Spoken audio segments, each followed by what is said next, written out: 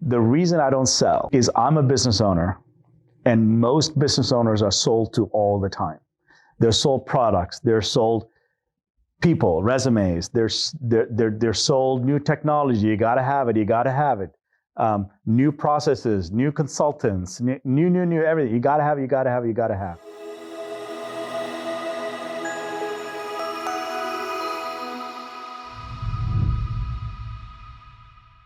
They're sold all the time. So I don't want to be that guy. You know what I mean? I want advice. And if it's really good for someone to take to market, let's do it.